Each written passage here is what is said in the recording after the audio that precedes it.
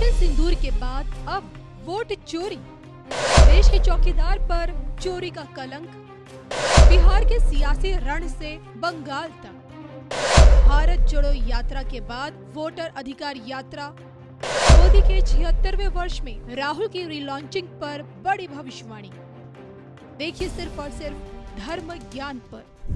चलिए इन सब के बीच अब हम फटाफट से बात कर लेते हैं कांग्रेसी नेता विपक्ष राहुल गांधी की इसलिए क्योंकि जब सर्जिकल स्ट्राइक हुई है, एयर स्ट्राइक हुई है या फिर ऑपरेशन सिंदूर, तो कहीं ना कहीं राहुल गांधी ने पीएम मोदी की मंशा पर, उनकी नीयत पर हमेशा सवाल उठाए हैं। हाल ही में ऑपरेशन सिंदूर को लेकर जो लोकसभा में जो बहस चढ़ी, उसमें भी राहुल गांधी पीएम मोदी पर हमलावर होते हुए हमें नजर आए। मैं आपसे जानना चाहती हूँ सर, अब बिहार का इलेक्शन है, फिर उसके बाद बंगाल का भी इलेक्शन है और 2029 लोकसभा इलेक्शन की तैयारी अभी से शुरू हो चुकी है। तो आने वाला समय पीएम मोदी के 76वें साल में राहुल गांधी की किस तरह की भूमिका हमें देखने को मिल सकती है? और आप जो कि बार बार भविष्यवाणी करते हैं राहुल गांधी की रीलॉन्चिंग की, तो ये रीलॉन्चिंग वाली अब पीरियड कब तक रहेगा? देखिए, आपने राहुल जी के लिए रीलॉन्च की जो बात कर दी है, बहुत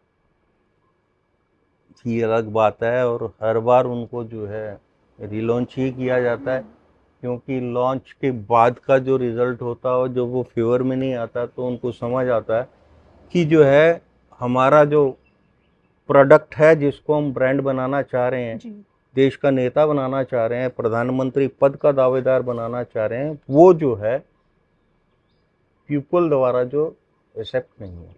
तो पहले अगर आपने बात रीलॉन्च की है तो मैं मार्केटिंग के जो 5 पॉइंट्स हैं वो बताता हूँ। 5P मार्केटिंग के क्या है वो हर एक को पता होना चाहिए। प्रोडक्ट हमारे जो राहुल गांधी जी हैं, एक राजनीतिक घराने से आते हैं, देश को उन्होंने 3 प्रधानमंत्री दिए हैं, इसलिए प्रोडक्ट वाला पार्ट जो उनके साथ में जो टैग है वो नाम तो बहुत बढ़िया है, हर एक को एक्सेप्ट होना चाहिए।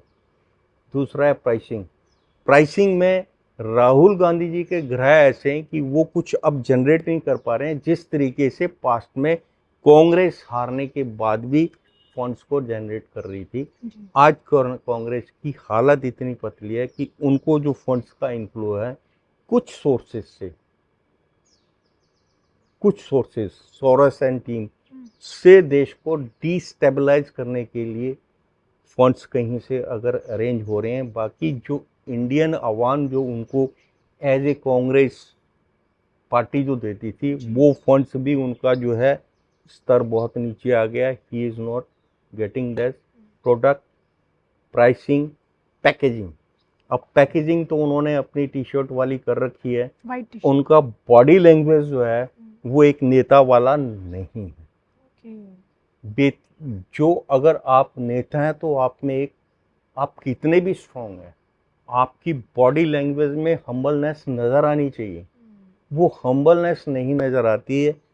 जब भी वो बोलते हैं वेरी एग्रेसिव बोलते हैं, और ख़ास तौर से रूलिंग के लिए जब बोलते हैं तो उनका टारगेट सिर्फ कुर्सी होती है, और उसको टारगेट को कुर्सी करके वो ऐसे लगता है कि ये बंदा एक जंप में कुर्सी पे जाके बैठना चाहता है। It is not possible. परिवारवाद को वैसे ही ख़त्म कर दिया है।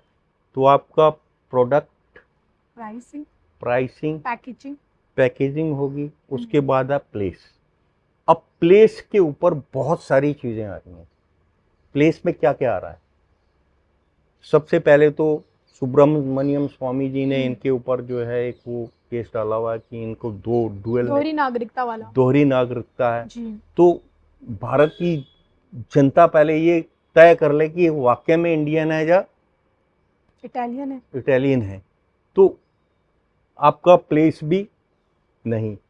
Product, packaging, pricing, place. अब ये 4 अगर आपके बिलो मार्क्स हैं तो 5th जो आती है राजनीति में आती है पीपल। क्या? पीपल, लोग आपको कितना एक्सेप्ट कर रहे हैं, और वो एक्सेप्टेंस आप इनके कंटिन्यूसली 29 इलेक्शंस जो ये 2004 से हारते आ रहे हैं, तो वो पीपल वाला पार्ट भी जो है नहीं है। लेकिन कांग्रेस पता नहीं क्यों राहुल जी के पीछे पड़ी हुई है। और इनको बार बार लॉन्च कर रही है। और लेकिन सर, जनता ऐसा के लगता है कि दिमाग जो में ऐतिहासिक जीत जनता 300 के हुई थी दिमाग वो- में जी। जो है अब 6P भी आ गया। वो आप you can understand what is the 6P। परिवारवाद। जनता ने उनको जो है उनके वक्तव्यों से सोशल मीडिया पे देखेंगे, वो खुद कह चुके हैं कि मैं 6P हूँ।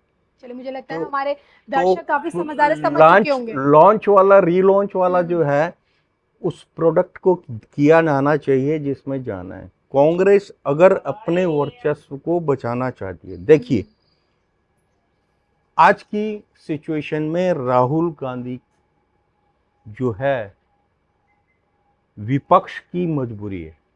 रीजन, सबसे बड़ी पार्टी जो है कांग्रेस है, बाकी पार्टियां छुटपुट हैं, कोई छोटी सी पॉकेट में, दूसरी पॉकेट में, सब मिलके जो है उन्होंने जो यूपीए बनाया। तो मेन पार्टी जो है वो क्या है, कांग्रेस है, क्योंकि कांग्रेस का अस्तित्व पूरे भारत में है। जी।